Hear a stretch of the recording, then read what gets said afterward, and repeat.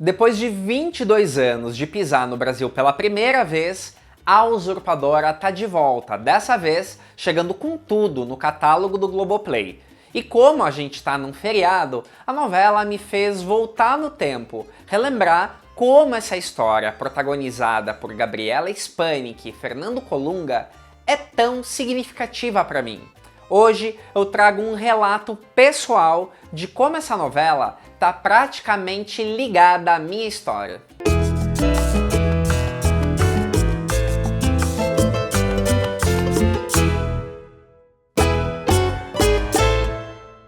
Olá, meu nome é Thiago Fernandes e esse é o Almanac Latino, o canal onde novela mexicana é levada a sério. Para o nosso canal chegar a mais pessoas, eu peço seu like, seu comentário e a sua inscrição. Quando você clica no sininho, é melhor ainda, porque o YouTube te avisa sempre que um novo conteúdo é postado. Poderia ser mais um dia comum, mas hoje o Globoplay coloca em seu catálogo a novela A Usurpadora. Esse clássico imortal das novelas mexicanas foi produzido em 1998 por Salvador Mejía, a partir de um original da autora cubana Inés Rodena e adaptada por Carlos Romero. Com certeza foi A Usurpadora a novela que me fez amar a novela mexicana.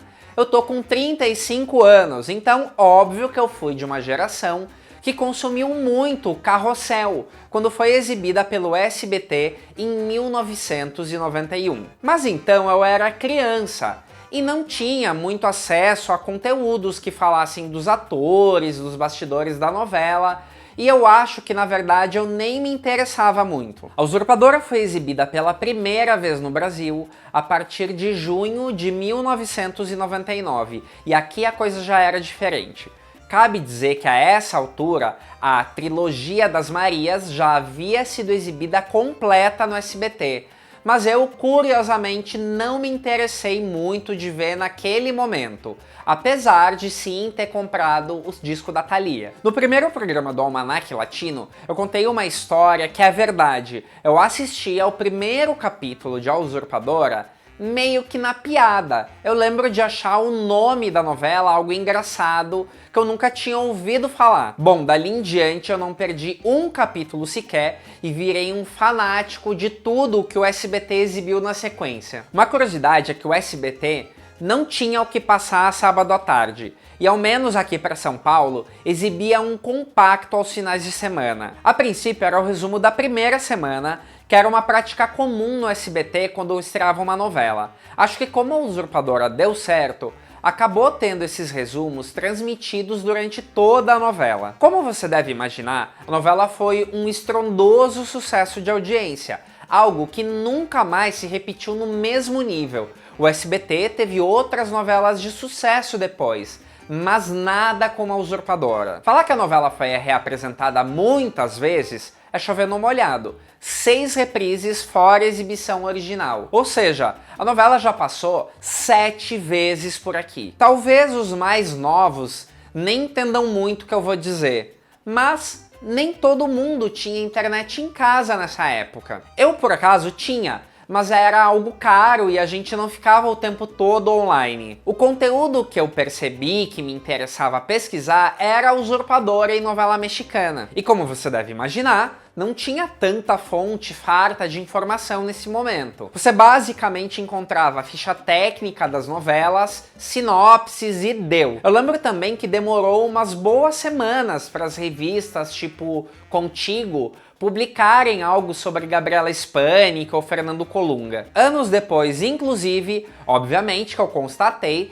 que as revistas brasileiras traziam muitos dados errados das novelas e dos atores. Isso me aborrecia pra caramba. Ao mesmo tempo, a Usurpadora fez tanto sucesso, mas tanto sucesso, que chegou inclusive a estampar algumas capas de revistas no Brasil. Como eu disse, eu comecei a caçar na internet material sobre a Usurpadora. O material que eu encontrava era em espanhol, então, meio que sem querer, acabei aprendendo a entender e falar espanhol por causa da novela. E isso foi ótimo, porque com o tempo eu não fiquei mais pendente da dublagem para curtir as novelas. Um requisito de muitos fãs, e que é compreensível, é que para assistir uma novela, mesmo que na internet, ela tem que estar dublada. Isso ainda bem não me prende mais. É legal porque eu não fiquei dependente do SBT. Hoje, muitas novelas que eu adoro não foram exibidas no Brasil, sequer dubladas em português. Aproveitando esse fato, um tempo depois, a Televisa começou a lançar novelas em DVD.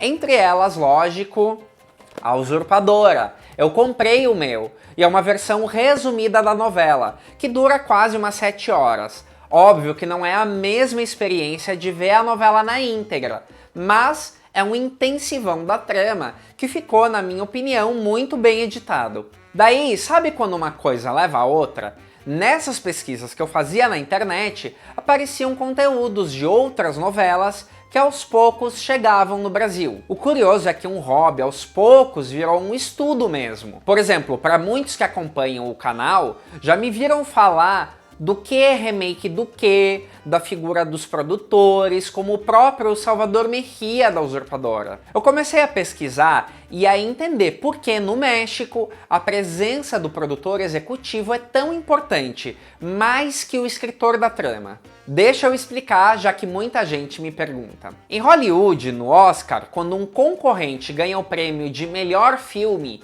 quem sobe para receber a estatueta é o produtor.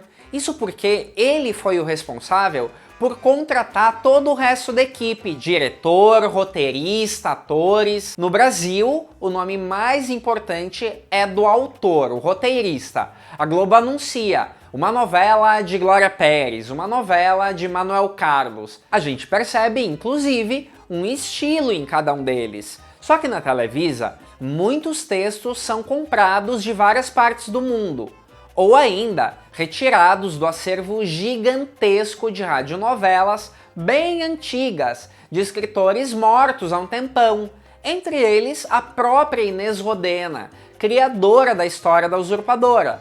Até daí vem a tradição da Televisa em fazer remakes. A própria Usurpadora é um remake também. Então o Salvador Mejía, o produtor, pega esse texto e dá para algum adaptador transformar em capítulos. Quando a novela vai mal de audiência, mas muito mal mesmo, em alguns casos, eles acabam até trocando o escritor. Dessa forma, a autoria em si acaba um pouco desvalorizada, na minha opinião. Mas lá, a produção de novelas funciona assim.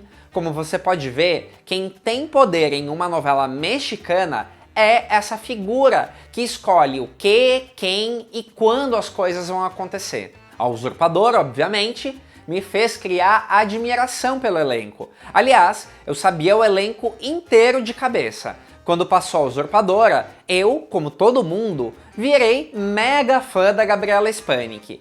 Tanto que comecei a esperar que logo as novelas dela passassem por aqui. Quando a atriz venezuelana encerrou o contrato com a Televisa e foi fazer novelas na Telemundo, eu confesso que eu fiquei um pouco desiludido com ela. Em partes porque eu achei que a vida pessoal dela começou a ter mais notoriedade que os trabalhos dela como atriz. Foi nessa época, por exemplo, que ela lançou aquele livro dando detalhes do fim do casamento. Mas o que eu acho da Gabriela Spanik hoje? Acho que ela ainda é uma estrela, mas que talvez ainda não caiu a ficha que a indústria da novela mudou. Não concordei, por exemplo, com a entrada dela em um reality show estilo Casa dos Artistas, que está sendo exibido pela Telemundo. Pra que se expor desse jeito? O que sim eu ainda acho é que ela tem um carisma enorme e que ninguém vai tirar dela esse êxito alcançado com a Usurpadora. E como a Usurpadora foi a minha novela de referência para o que eu assisti a seguir, eu sempre caçava os atores do elenco em outras produções. Era legal. E o bom é que com o tempo eu passei a admirar o trabalho de outros artistas, até porque, infelizmente, boa parte do elenco da novela até já morreu. Minha ideia era fazer um programa relembrando os artistas que já se foram, mas eu achei que ia ficar um pouco mórbido. Porém, eu cheguei a contar que pelo menos 16 integrantes do elenco já morreram. Entre eles, Libertad Lamarque, nossa inesquecível vovó Piedade. Gente, eu confesso que a cada reprise da novela, mais eu achava ela puxa-saco da Paulina Martins. Porque tudo bem que a Paulina era a melhor pessoa do mundo, mas a vovó Piedade confiava todos os negócios da família dela para uma completa estranha. Uma impressão que eu tive desde a primeira vez e que sempre me revoltou: o final da Stephanie, a personagem vivida pela Chantal Andere. Tudo bem que ela começa a novela como uma vilã, mas é uma das personagens que tem uma das histórias mais marcantes. Daí eu não entendia, e sigo sem entender, por que decidiram que ela ia terminar louca. Ok, provavelmente eles fizeram isso porque no México a novela acabou numa sexta-feira e no sábado já foi exibido o epílogo do enredo, o especial Más allá de la Usurpadora. Ele desfaz esse castigo da Stephanie, mas mesmo assim, o final que conta mesmo é o da novela, né? Recentemente, a gente viu aqui no Brasil a versão moderna da trama, e que, vamos combinar, que já a Usurpadora tem quase nada. Teve muita gente defendendo esse remake na internet. Já outros detestaram. Eu já dei minha opinião aqui. Mas acho que é óbvio que pra mim Usurpadora de verdade é essa aqui. O detalhe é que a própria Televisa fez uma versão bem obscura já em 2012 chamada Quem Eres Tu, protagonizada por Julian Gil e Laura Carmine, como as gêmeas, que nessa adaptação se chamam Natália e Verônica. Assim como esse remake com a Sandra Echeverria, essa versão também é bem livre. Para ter uma ideia, na versão de 2012, as gêmeas sim cresceram juntas, mas se separaram durante a adolescência. Toda essa paixão pela Usurpadora foi bem legal, porque a partir daí eu me apaixonei pelo universo das novelas mexicanas. E provavelmente daí surgiu o Almanaque Latino, que tem justamente a função de ser o contraponto do que a mídia brasileira fala das novelas, sempre num caráter depreciativo ou para ridicularizar. É por essas e outras que eu digo que o Almanaque Latino é o canal onde novela mexicana é levada a sério. Tá ansioso para rever a Usurpadora? Qual a sua cena favorita? Gente, eu nem vou listar as minhas, porque são muitas. Se você gostou desse vídeo, deixe seu like, seu comentário e até mais!